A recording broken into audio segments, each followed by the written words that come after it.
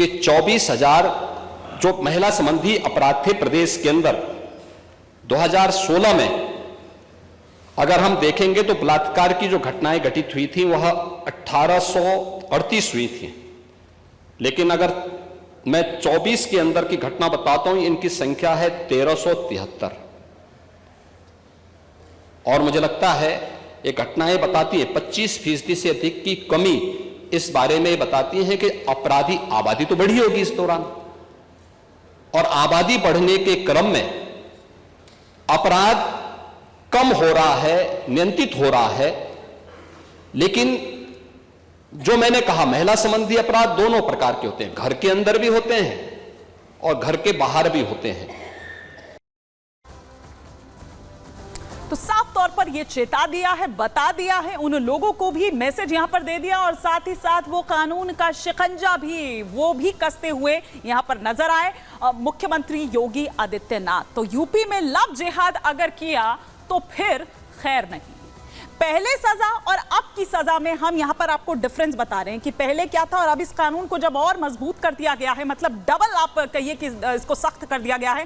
पहले कितनी सजा होती थी? 2 से 10 साल की जेल होती थी और 25,000 रुपया आपको जुर्माना देना होता था। लेकिन अब उम्र कैद की सजा, मतलब ताउम्र आपको जेल में ही सलाखों के पीछे ही सड़ना होगा, और 1 लाख का जुर्माना, मतलब जुर्माना भी इसमें बढ़ा दिया गया है। तो ये हम आपको दिखा रहे हैं यहाँ पर कि किस तरह से इसे और सख्त कर दिया गया है ताकि इस तरह के अपराध जो हैं महिलाओं के खिलाफ उस पर कंट्रोल किया जा सके। इसी से जुड़ी एक रिपोर्ट आपको दिखाते हैं।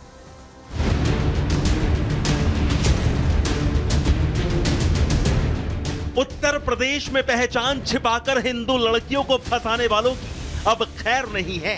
योगी आदित्यनाथ ने लव जिहाद के खेल को फेल करने का पूरा इंतजाम कर लिया है। यूपी विधानसभा में लव जिहाद के खिलाफ कानून पास हो गया है।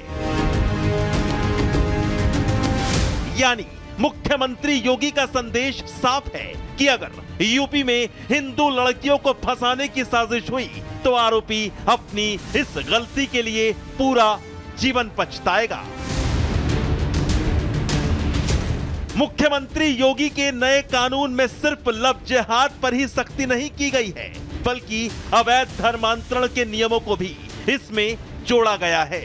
नए कानून के तहत अगर किसी ने जबरन या धोखे से धर्म परिवर्तन कराया तो इसके लिए 15,000 रुपए जुर्माने के साथ साथ 1 से 5 साल की जेल की सजा का प्रावधान था। अगर दलित लड़की के साथ ऐसा होता है तो 25,000 रुपए जुर्माने के साथ 3 से 10 साल की सजा का प्रावधान है। जबकि स्वेच्छा से धर्म परिवर्तन के मामले में 2 महीने पहले मजिस्ट्रेट को बताना होगा। योगी सरकार के नए कानून पर मोहर लगने से पहले ही विवाद शुरू हो गया है। विपक्षी दल समेत मुस्लिम धर्मगुरु इस कानून पर सवाल खड़े कर रहे हैं। उनका कहना है कि यह कानून मुसलमानों को परेशान करने के लिए लाया गया है, जबकि इसकी कोई खास जरूरत नहीं थी। ऐसे में सवाल यह है कि योगी के नए कानून से विपक्ष क्यों परेशान हो उठा है? आखिर क्यों मुस्लिम धर्मगुरु इस कानून का विरोध कर रहे हैं? Bureau report, Republic Bharat.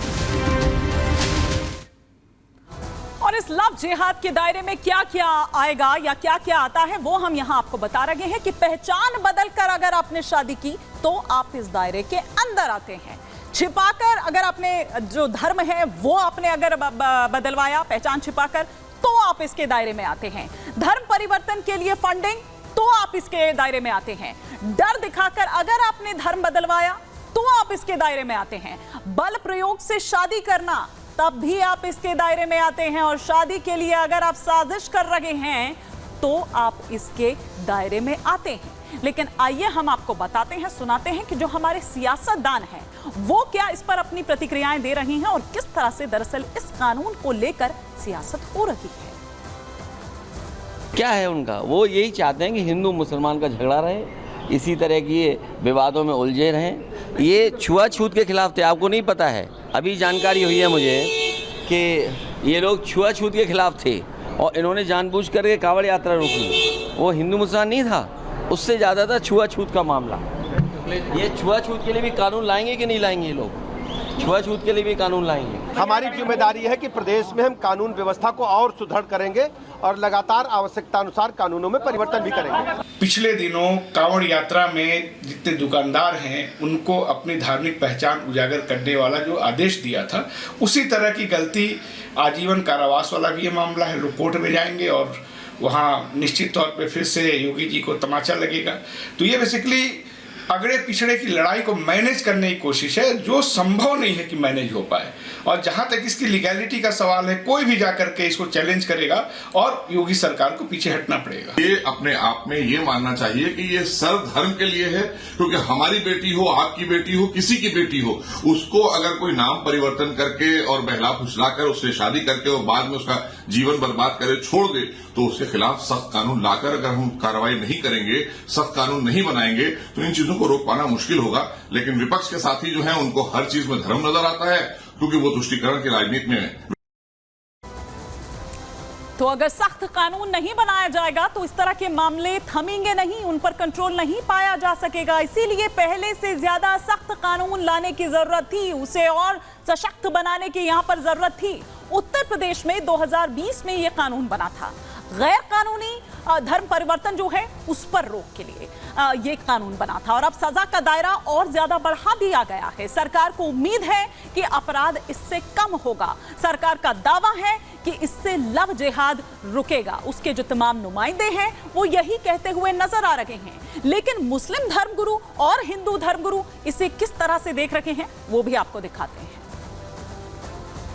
एक नए कानून की कोई ज़रूरत नहीं है, जबकि धर्म स्थल विधेयक और धर्मांतरण लव जिहाद पर इससे पहले भी कानून बन चुके हैं। उन कानूनों को इस्तेमाल किया जाना चाहिए और उन्हीं धाराओं में FIR लिखी जानी चाहिए। तो ये नया कानून दरअसल उत्तर प्रदेश में रह रहे अल्पसंख्यक तबकात को हिरासा करने के लिए और भयभीत करने के लिए लाया जा रहा है। उत्तर प्रदेश के विधान सत्र में मानसून सत्र के प्रथम दिवस ही एक विधेयक लव जिहाद कानून को लेकर विधानसभा सदन में गए, और मैं मानता हूँ एक ऐतिहासिक फैसला है। इसको लेकर एक कड़े कानून लाए जाने चाहिए थे, जिस पर मुख्यमंत्री श्री योगी आदित्यनाथ जी ने पहल किया। अयोध्या से मैं दिवाकराचार्य महाराज अपने उत्तर प्रदेश के माननीय मुख्यमंत्री जी को बहुत बहुत साधुवाद और धन्यवाद प्रेषित करता हूँ। चूँकि यह भारत महिला प्रधान देश है, इस देश को ही भारत माता कहा जाता है और यहाँ स्त्रियों की पूजा होती है।